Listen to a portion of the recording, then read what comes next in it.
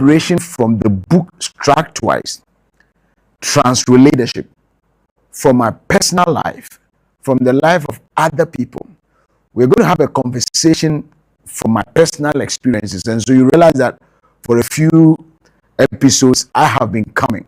But we have a lineup of other people who have shared their hearts, who have contacted us, who are in line to also want to share their personal experiences. So very soon, to no more be me alone, but we'll be engaging others on board. We have a good meal for you, okay? So as I said, today we're looking at contending with falsehood. If you have just joined, once again, you are welcome. Now, if you look at the scriptures, we have an account of what Peter did. The Bible says, when a young lady confronted Peter, telling him that you were a disciple, the Bible says Peter denied, he lied that he knows nothing about the Christ. In fact, 3 times, and they've been recorded. The fact that the truth of his lies was recorded did not in any way negate the reality that the church was going to be built on Christ the rock, but with Peter as a tool. We have record of how Jacob lied against Esau. In fact, he told his father that he is, when it was not true. He was not the firstborn. He lied. Bible has record of it. It did not destroy the church. Now, making this premise to try and disabuse anybody who may be thinking that once we share this truth and expose the falsehood or the lie, we are trying to wash what they call dirty, or we are trying to say something wrong. No.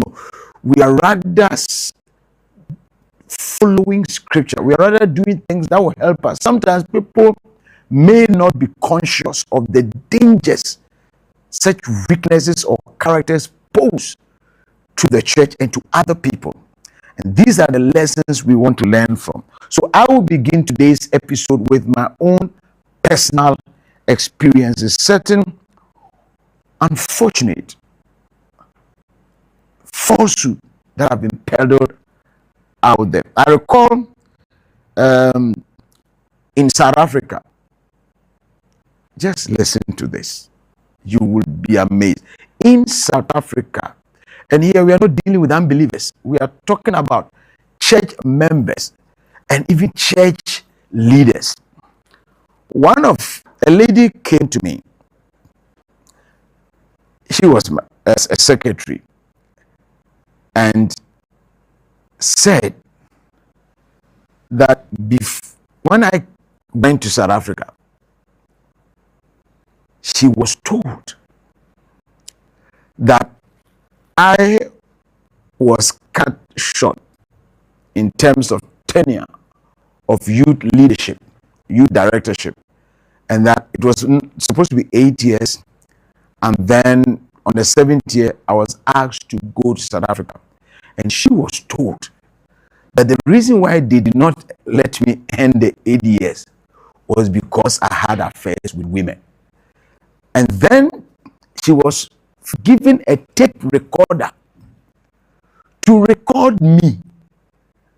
I just wonder how Christians will do this, to try and record me, because in their mind, maybe I may be making advances or I may be doing certain things. So, and they were able to convince this lady with this lie that according to her, this is not they say, this is her own words. When I am not there in the office, she goes to check my Facebook to see what kind of conversations possibly I'm having with women. Incredible, isn't it? Now she tried to get an opportunity to record. She never got anything. There was no basis for any recording. So after some time, she realized that no. It appears this is not true, because she had no evidence, had made no advances. She could have no reason to continue doing the assignment that was given to her. So she eventually came to me to confess, and it not only me, she told somebody. They went to my wife and told her the story. At that time, she didn't know that I've been told. She was told. She confronted the officer, the elder, who did that. He could not deny. But why would such falsehood, such a lie, be conveyed by an officer of the church? If it was just one of them, by the end of this presentation, you would understand why I think that this is very important. You would understand. Just follow me, okay? If you have just joined, we are having a live broadcast on the weightier matters. So I'll be happy to have your questions or inputs, and I'll see if time will permit us to respond to them. If it was only this, maybe you could take it as one of those things. Unfortunately, another elder, and I've carefully chosen this because these are elders, these are leaders, these are people carrying certain spirits that are supposed to be used to impact the church positively. An elder calls a husband and a wife to his house and tells the couple that, look, I want you to accuse Apostle Aqua that he is sleeping with your wife, he's having an affair with your wife, and that if you do that, I am going to work for you to get your work permit. You know, work permit is something very difficult in South Africa. So, of course, he thought that he could use that as a bait. Now, this couple, just from the elder's house, they moved to my house and said, Papa, this is what is happening. And I sit down and I ask myself, why will officers do this? What was the intent? What were they hoping to achieve? Well, it is one of those things. If this was the case alone, we will take it as one of those things. Now, I want you to see that there's a challenge we all need to deal with. And I have explained that when we talk about weightier matters, we are talking about justice, being fair to the situation, being truthful, being honest, having integrity. And this is something we all as Christians must build and cultivate, but must also be conscious. There are people in the church who go at any length to lie. And so I'm sharing these things with you so that you will be equipped, you will be prepared. When it comes your way, you know how to handle yourself and not be too shocked, because I have shared these thoughts with you. So we have a situation where somebody is asked to, stole a lie, and then people are also encouraged to lie. There was another episode. I have so many examples to share with you, but I'll just pick a few. Now, I'm saying this because someone said, and I think those of you who have listened to me before would have had this information, that an anointed person, how can an anointed person lie? But I'm telling you that this is the situation, and so possibly there is something wrong that we all need to work at. There's some consciousness that we all need to come to. Now, not if only officers had this challenge. Maybe you say, well, let's pray and see what God will do. But I have a situation where I sat in a meeting with an apostle, a colleague apostle. And this apostle looks in the face of the meeting and says, "Now you people, when we give you money," and I'm going to quote him, "to buy 1,500 bamboo sticks, because we were using it for building, for construction. Now when we give you money, you make a request for 1,500 bamboo sticks. Then you go and buy 1,000.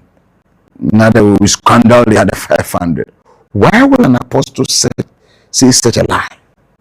In fact, that day, sometimes I jokingly said that I think Angel Gabriel, Michael, and all the angels had to descend heavily on me, because if I had responded at the meeting, but I just felt it was not right for two apostles to be engaging in such things in the presence of pastors and other officers. I just didn't think it was so right. But I asked myself, why would an apostle do this? What is this spirit of lie that is moving all over the place? Now when we had finished the meeting, I just took it cool. I asked some of my officers, did you hear what Apostle said? I just wanted to be sure that I heard him right. And then he said it. And 2 or 3 people I asked, they all confirmed that they heard Apostle say that. We have been called with the spirit of truth. And so if you are an officer, you may not like somebody, but at least be honest to the facts. So maybe you've heard all these stories. I just need you to know that yes, these are the realities of the battles we face as Christians. Mine is this: you may have your story to tell. You may have had an experience of certain lies that are thrown at you. But what broke the camel's back, the last straw, is when, so I've given an example of elders who we believe are to be the custodians of the truth, falling for lies to achieve a purpose. I've given an example of an apostle. I pray and hope that he is the only apostle. These are the only elders who will lie. He's the only apostle who will lie. I pray so.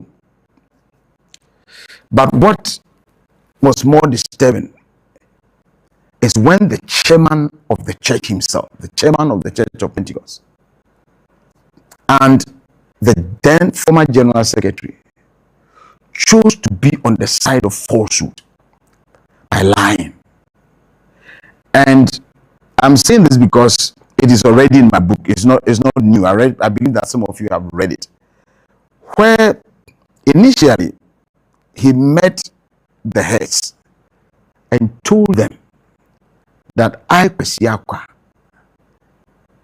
admitted all charges against me, and I even went ahead to apologize. I admitted all charges. Now, when I heard it, I heard it because even though I was then not in the heads meeting, but of course, being a former head of the church, some of these things I will hear. When I heard it, I thought that, well, maybe it's one of those things. Until he wrote a dismissal letter. Now, remember, it was communicated to me that for 1 or 2 reasons I've been dismissed. I believe you've read the book, you've had the full story, but that is not the issue. I need to make it very clear here that the basis of the dismissal was founded on untruth. And at the right time, I'll pick them one by one for you to know. And I'm doing this because truth is important. Yeah, truth is very important. Now, so coming back to what I was saying, he told the College of Heads that I had admitted all the charges when he knew very well that was not true. Why would he do that? I don't understand. But that is the kind of spirit that is working. And I pray God have mercy on all of us. Then I appealed against it. I gave myself the benefit of the doubt that maybe he thought so, maybe they thought so.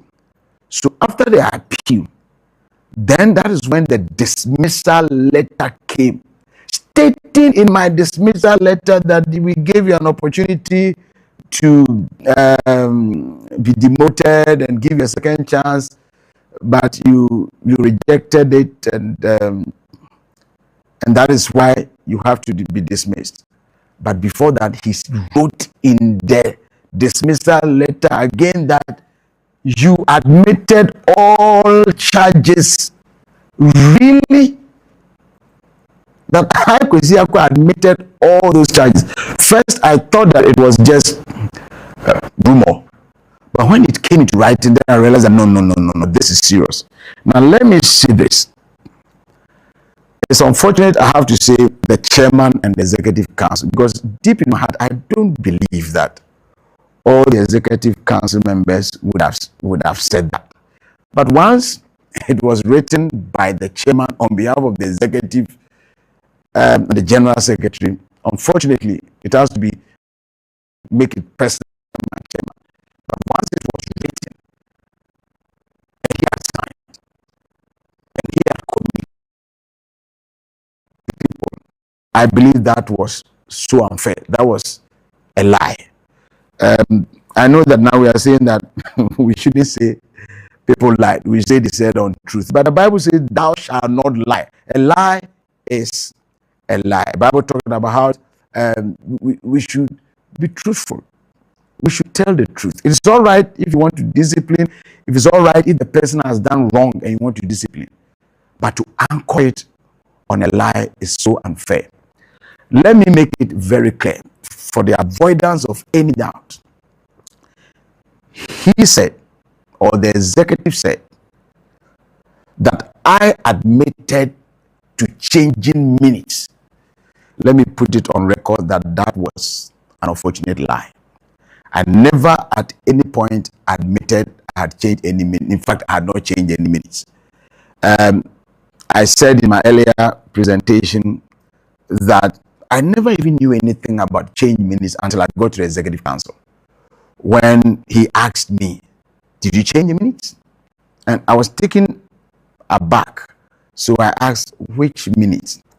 And then he moved from me and went to the pastor who accused me that I changed minutes. The pastor said, I mean, he didn't say maybe this was not there, you took it out, this was there, you brought it in. He just said that when you look at this minutes, this is that from my area, you come to district to this, but when you check this minutes, it is that from district, something like that. And I was shocked. They asked the secretary, did you change the minutes? He made it very clear that no minute was changed. He explained at the meeting, they asked why did he have two signatures? He explained that these are just soft copies, and all he did was that after he had presented the minutes, he gave me also to look at it, just like normal meeting procedures. We have omissions and corrections and all those things. I'll find time to deal with this minutes issue and to expose the falsehood behind it. But for now, I just want to be clear that it is a lie, it is an untruth, it is false that I changed minutes. And why this is serious is that my demotion initially was anchored on this statement. The General Secretary said, according to the Constitution of the Church, dishonesty is one criteria for dismissal. And so having changed the minutes, that is dishonesty and it warrants dismissal. So you see, they proceed on a falsehood that I have changed minutes when I had not, when to pronounce that I'm dishonest, and then based on that, legislated or placed the judgment that yes, I deserve dismissal, but because I had been demoted before, they are now going to, instead of dismiss me, demote me. And that is why I couldn't accept it. Because one, I knew that I had not changed any minute, so I was not dishonest, so I couldn't accept demotion. I couldn't. But as you know, because I refused to accept the demotion, I was dismissed and I treated the executive with contempt. Now, one, I did not change any minutes. The second lie, so apart from the first lie, which is that I admitted to all charges, and repeatedly, even when the appeal was rejected, it looks like people respectfully think that once you repeat certain things, it becomes true. It is untrue. It is not true. They also said I had caused financial loss. And to date, I don't know. That is also untrue.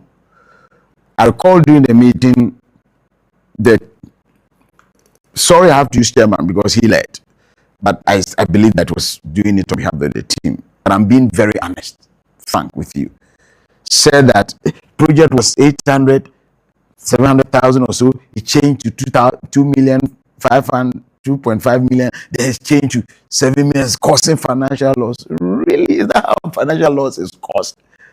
When I didn't change the project figures, it is the body that the church has authorized to work on these things. They brought the figures, and the changes on the figures were even because the design itself changed. It changed from a normal clinic, ship compound sort of, into a full-scale clinic, that hospital that has been dedicated, and we all thank God for. How do you expect the figure to be the same? Now, even the 7 million or so, whether it was going to be more or it's going to be less, I was not an expert in it.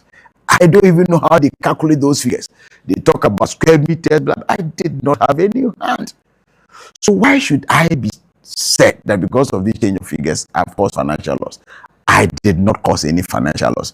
They talk about the auditors. Unfortunately, I'll deal with the auditors issue at another time. But there was a point that some money was missing. Nobody asked me. Nobody raised it. I asked my officers. I'm told they say some money is missing. They themselves are already so they hear. Nobody asked us. Until I had been dismissed and I requested for the audit report, there I saw that they said some 507,000 could not be accounted for. But please, is that how we do audit? I'm sure if they had come, there would have been an explanation for it. We didn't. I can say on authority that I did not take any church money that did not belong to me. Every church money I use, our money is legitimately given, paid me by, paid either my salary or what do you call it, welfare. I did not do any corner money that is not due me. I have not taken any church money. I have not. So if the news is out there that I'm still have top church money or whatever, that is another unfortunate lie that was told.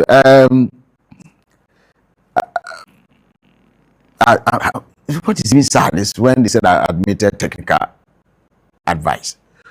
I can go on and on. If you read my book, I have stated all the lies that were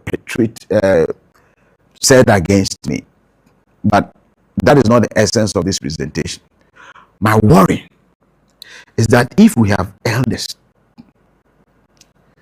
prepared to lie, if we have apostles prepared to lie, and then we have leadership of the church, I just pray and hope that it's only about me that they have to push this. I just hope that it's only me.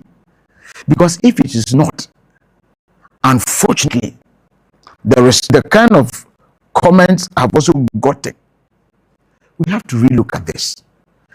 Now, let me say this. The fact that I'm making it very clear that that was a lie does not necessarily mean that they are not men of God. No, that's not what I'm just dealing with a specific issue that, as for this one, they lied. That is all. I'm not impugning anybody's integrity. It does not also affect the church in any way. There are men of integrity. There are men full of the Holy Ghost. There are men who stand by the truth. It has nothing to do with the church. The church is a holy church, is a church of Christ.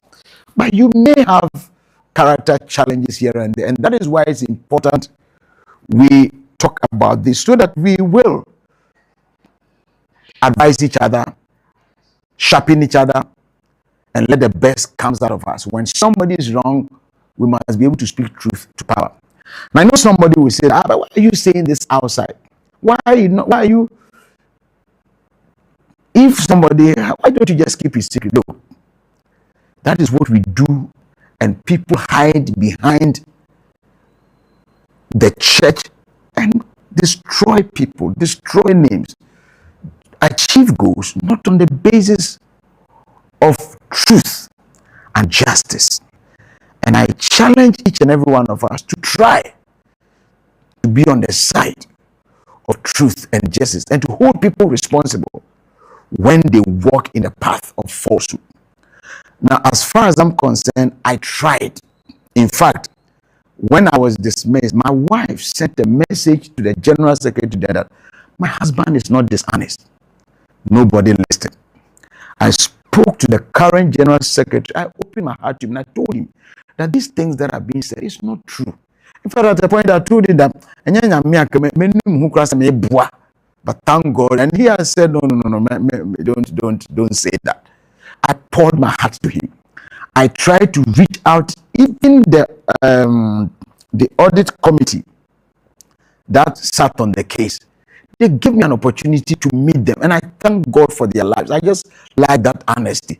They gave me an opportunity. They listened to me. I poured my heart to them. I told them the truth. They didn't take it. At the meeting, I've done everything to let them hear my side of the story. But it appeared, I don't know why, appeared whatever had to be done, had to be done. At the end of the day, even when I was dismissed, I still felt there was room for engagement so that it is in-house matter. I wrote an appeal.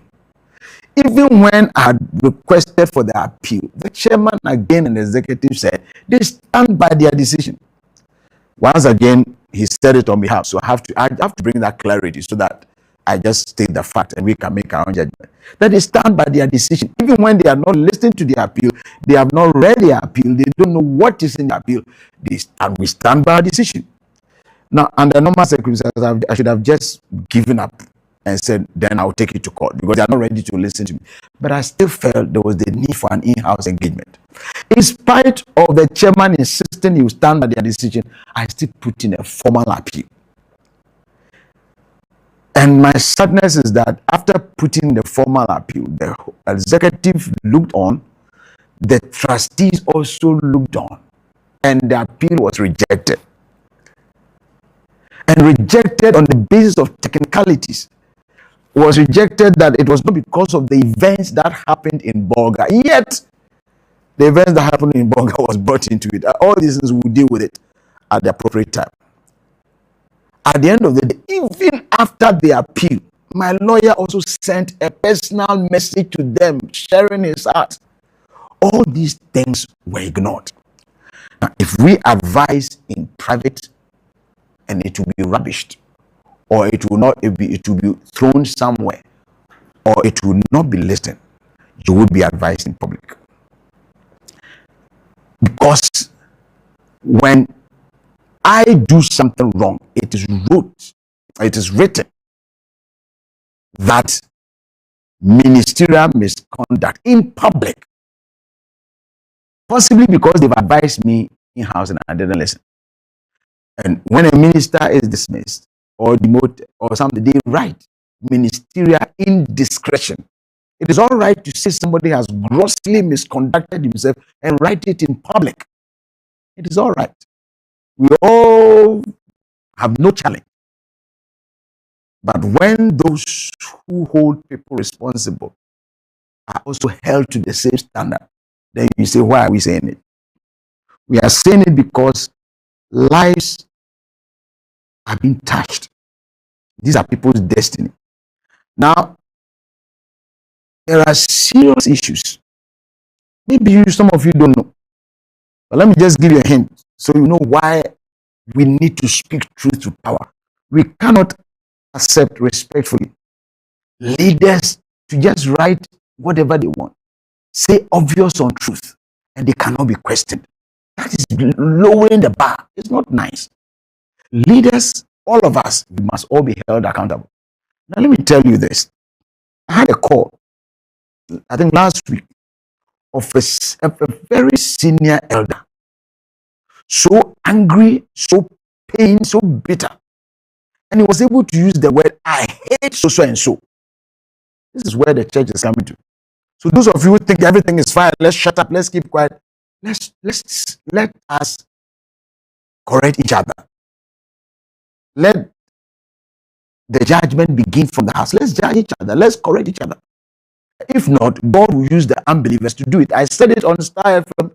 I recall I said this, and the following week, government brought in through the Minister of Religious Affairs or something, interfaith, something that they are now going to monitor prophecies. If we don't check ourselves, speak truth to power, tell each other that no, this is wrong, the unbelievers will do it. How do we get to a point where an officer would tell his leaders that I hate so and so with such venom? How did we get here? I recall a pastor came to my house and then he used the word so and so. It's very vindictive, and you could see pain in his eyes. Look, if we don't do something about these things and we all cover, everybody's just taking it, we don't know what will be the end of the story. That is why I'm saying that people, all of us must be truthful. And when people go along the line of falsehood, lies, they should be called out. And it's unfortunate that when such language, if it's one person, you have about 2 or 3 people have called me using the same language. So there is anger there, boiling. And we have to find a way of speaking to each other, correcting each other. So that some of these angers, these people who are hurt, people who are broken, will not go through that again. Now, if you are listening to me right now, and you have gone through this pain of being lied against, you have gone through the pain of being told untruth, I'm sharing you with my life to let you know that all kinds of people have lied. Officers have lied, apostles have lied, even so lied. Yeah, it's true. It was not true. And we should stop that. We should stop this. We should be truthful to the fact. If the person admitted some, just be plain. If the person did this, just be plain. But where a lot of the allegations are not true, and I will at the right time communicate that. So in bringing this Weightier matters to an end today, we have given you example of falsehood all over the place. It's as if it's a spirit, and we must contend against it. We must stand against it. We must speak so that people will know that if you lie, you will be exposed. If you say untruth, unless you repent for God to forgive, if you don't and you ride on it with confidence, with boldness, you will be called up. And if you have also gone through such things that you are broken, so how can people lie? And you are crying, you are wounded, you are hurt. I'm just giving you an example. I have gone through all this, but I still believe in my heart that possibly they thought they were right. I find a way of giving myself an excuse so that I don't get injured. I have had a good heart for them. I can relate with them. I recall, as I said the last time I met one of them, I told them I disagree with you. We should be able to say truth to each other and still be friends and tell the person that this thing you said was not true, it was a lie. Or that thing you did was not true, was a lie. And so that we just be honest with each other, frank with each other, and we build a good team. All right, so if you have any input, you are more than welcome to let us know. Today I'm dealing with the issue of contending with falsehood. If you lie, we will take you on. If I lie, take me on. If we say untruth, we will not allow. Because it is only the truth that will build a church. Falsehood will destroy all of us. We'll ride under the shadow. The Bible says the father of all lies is the devil. So once we allow lies to feather on, it means that we are allowing the devil to rule. And we will not be part of that. May God help each and every one of us. May God bless you. May God be with you. If you are going through such pain, if you've also been lied against, because I've received calls. So my goodness. I've received people who call you and they will tell you their own experience. But we need to speak so that maybe God can use all of us to be a voice to let people be more and more truthful. God bless you. God be with you. And God willing, next week we'll come your way again with another episode of the Weightier Matters. In the meantime, let me see if you have any questions.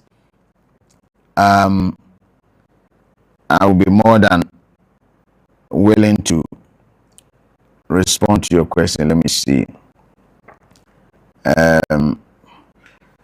as I've said, the fact that I may disagree with somebody or I openly say that this person like does not discount the fact that he's a child of God, a man of no. You know, all of us have our own weakness. Somebody may lie, somebody may steal, somebody may do this. That's why we rebuke each other, we correct each other, we encourage each other, we build each other up. So don't take the fact that I am challenging something as a lie to mean a doubt on the person's spirituality. Not at all. We all have our challenges. That is the angle I want us to look at it. And I just want us to be truthful. That's all I'm crying out for. That's all I'm calling for. Okay, so let me see if somebody is asking, the major question is, why would they lie about you? I don't know. But I'm telling you, what I'm saying is the truth. I'm not lying that the elder, the woman, and the husband both came to my house. They told them that they should come, and so okay. Then two things: either the woman and the husband is lying, which I know they won't lie, or the elder is lying. Why would they do that? I don't know. But you see, sometimes people may think they are telling the truth because they've been fed with wrong information. So it's possible. It's possible that they've been fed with wrong information. It's also possible that people want to destroy you. That is also real. It's also possible that we wrestle not against flesh and blood. Yeah, but if it is a lie, I will say it's a lie. If it is true, for instance, if you read my book, I told them that yes, they said are you a director of the company? They asked that question. I responded, I said, yes, I'm a director. Also, they asked, is he your brother? I said, yes, he's my brother. They asked, which question again? Did you not sign contract? I said, yes, I did not sign contract. So if I change minutes, I will say, yes, I change minutes. I'm sorry, forgive me. But if I have not changed, I won't allow you to say I changed. No.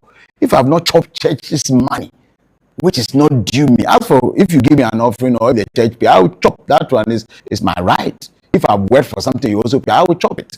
So, but to lie and to deceive, I have not done that.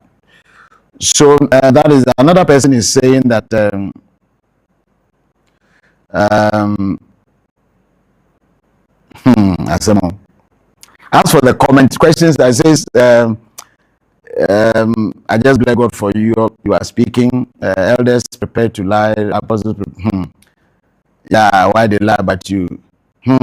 Politics in church is a serious matter. Christ save us.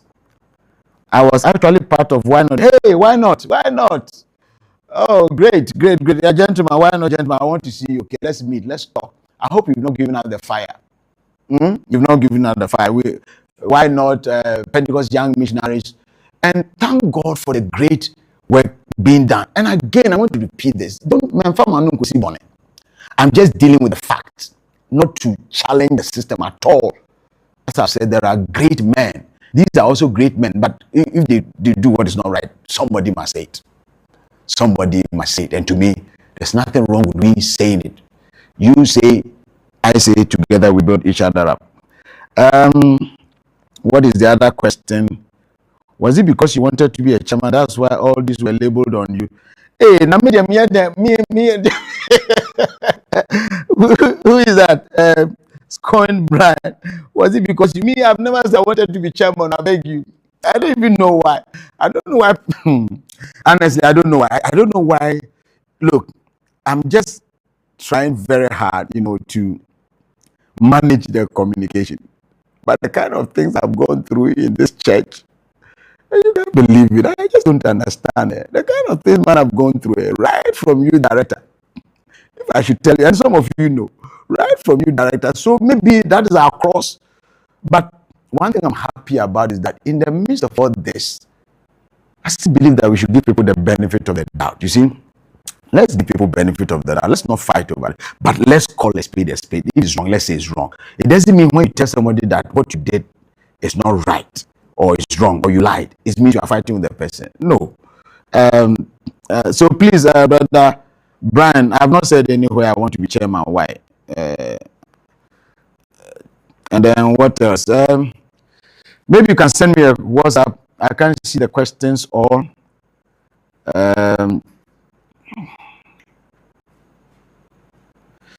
All right. Somebody is saying it looks like some people in churches rise to leadership for position. Okay, let me say this. After writing the book, I've had a lot of feedback. In fact, there are some pastors from other churches who may even be joining me. I mean, some have already indicated they will join. They all have their experience. So it is not about Church of Pentecost. It's just that because I am from the Church of Pentecost, most of my examples will be from Church of Pentecost. But this is a Christian problem. This is a Christian challenge where even in other churches, the stories, you'll be amazed. And they'll come and share their story. They all come and share their story and you'll be amazed. You'll be shocked. So it is a Christianity challenge we are all fighting. Sorry, let's not personalize it. If a person does wrong, let's say it. But let's not put the whole church together as if the church is a bunch of lies. No. I've only given you an example of one or two. There are hundreds and thousands of apostles and prophets and people who are men of God. But you see, Prophet Yeboah said something. Asori Dachin. We will not together allow Asori Dachin to go bleak. And these are the little things. If we don't talk, the Asori Dachin will get bleak. God bless you, and thank you for your time. We'll come your way again with more Weightier matters. We'll come your way with more lessons, and we'll come your way with you and I asking God to help us. God bless you. Thank you so much. Thank you for joining us. By the way, I want to invite you to the Unbeatable team. I want you to be part of the Unbeatable team. Our mandate is to, some of us have gone through these things to be strengthened and to be toughened. But some people are broken. Some people are hurting. As I've said, some people call me and you can see pain in their eyes. And I find a way to encourage them, but by God's grace, He's healed my heart. I don't have those pain. I don't have those head at all. So let's try and see if we can build people up. And that is the mission God has given us, to heal broken hearts, to repair wounded people, both spiritually, physically. Some of these things cause stress and other sicknesses, but when God works on them, it brings deliverance.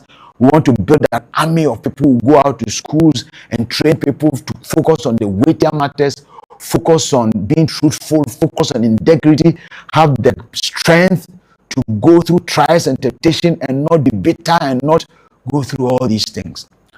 So join the Unbeatable team. Come on, sign on, register, be with us. We meet here at the White Park Event Center every Sunday, 4 p.m. You can come after church. You can join us. If you want to be part of us full-time, come and be part of us.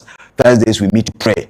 We want to go out. They want you to be part of this Unbeatable team so that we'll build a stronger me. Thank you for joining me. Thank you so much. God bless you. God bless you. And I'll come your way again next week with another episode of the Weightier Matters. Until then, God bless you and bye-bye.